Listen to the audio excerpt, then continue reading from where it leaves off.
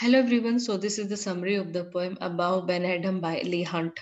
So these are the important points. This poem was written by Leigh Hunt and got published in The Amulet by S.C. Hall. This poem is about a meeting between a Sufi mystic Ibrahim bin Adam and an angel.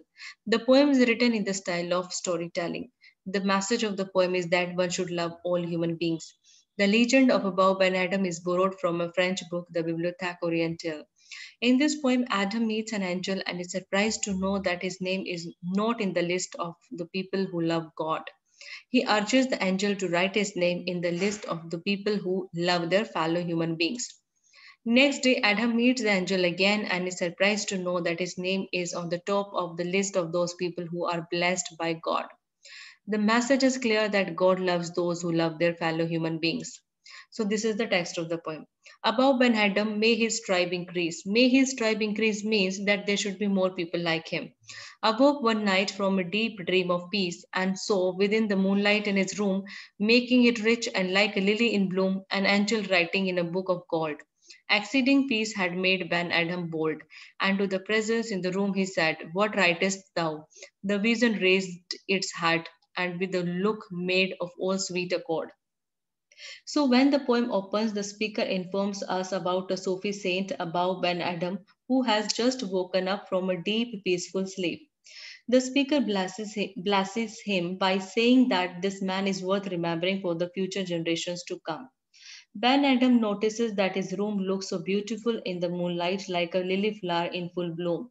He also finds an angel writing something in a golden book.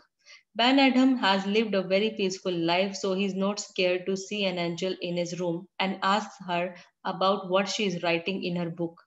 The angel raises her head and, with a sweet gesture on her face, she replies to Ben Adam that she is making the list of those people who love God.